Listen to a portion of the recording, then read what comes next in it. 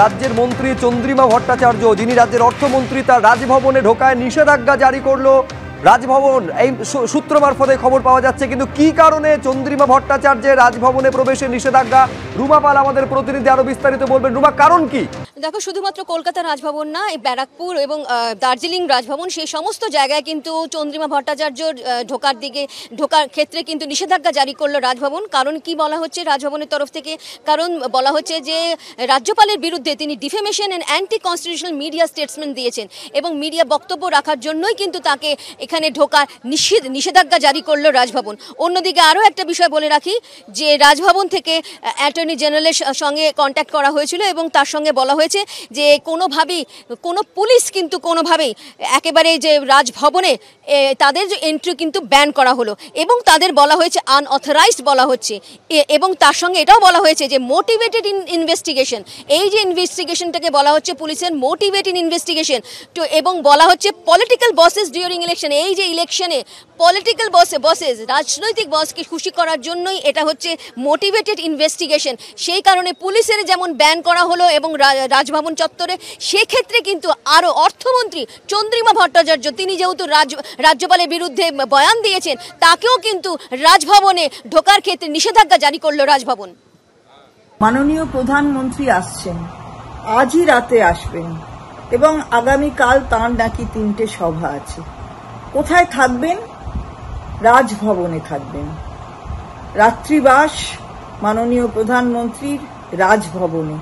তার আগে একই কাণ্ড, রাজ্যপাল তার বিরুদ্ধে থানায় অভিযোগপত্র জমা দিতে গেছেন। একটি মহিলা, নারী নির্যাতনের অভিযোগ রাজ্যপালের বিরুদ্ধে। এ কি ধরনের ঘটনা ঘটছে? রাজ্যপাল তিনি নারীর অপমান করছেন, অসম্মান করছেন। এ কি ঘটনা ঘটছে?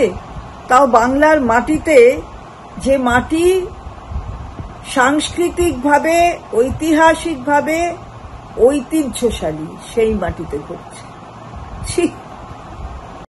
মহামান্য রাজ্যপালের আজকে তার বিরুদ্ধে রাজভবনে কর্মরত একজন অস্থায়ী কর্মী মহিলা, তার অভিযোগ, গুরুতর অভিযোগ, এবং সে অভিযোগ হচ্ছে যে শ্লীলতাহানির। যিনি এত বড় বড় জ্ঞান দিতেন এবং সন্দেশখালি যেতেন এবং সমবেদনা জানাতেন, নারী অত্যাচার হওয়া উচিত, নারী শক্তিটা কি আর নারী সম্মানটা কি, সমস্ত বলতেন, এবং ওয়ার রুম হওয়া উচিত, পিস রুম হওয়া উচিত, অভিযোগ শোনানোর জন্যে কত কি বলতেন। আজকে তার রাজভবনে একটি মেয়ে, একটি মহিলা, সে এই অভিযোগ করছে এবং যে প্রথমবার তার উপর শ্লীলতাহানি নয়, অনেকবার হয়েছে। সে কোনো রকম সাহস জোগাড় করে আজকে কোনো রকমে হেড স্ট্রিট পুলিশ থানাতে অভিযোগ দিয়েছে। বিজেপির কেন্দ্র সরকার, তো তার মনোনীত তো গভর্নররা আসেন, বিভিন্ন রাজ্যপাল মনোনীত করেন তারা, এবং বিভিন্ন রাজ্যগুলোতে সে উদ্দেশ্য থাকে যে নির্বাচিত সরকারগুলোকে বিরক্ত করা, যেমন এখানে বিরক্ত করছিলেন পরপর রাজ্যপালগুলো। কিন্তু আপনি ভাবুন, আজকের রাত্রে মহামান্য প্রধানমন্ত্রীও আসবেন বাংলায়, যেটা কালকে মিটিং করার জন্য, কিন্তু আজকে রাজভবনে থাকবেন। আমরা এই নিন্দা তো জানাচ্ছি, কিন্তু আমরা অপেক্ষায় রইলাম যে নিন্দা জানাবে কি বিজেপি, নিন্দা জানাবে কি প্রধানমন্ত্রী। রাষ্ট্রপতির দৃষ্টি আকর্ষণ করতে হবে।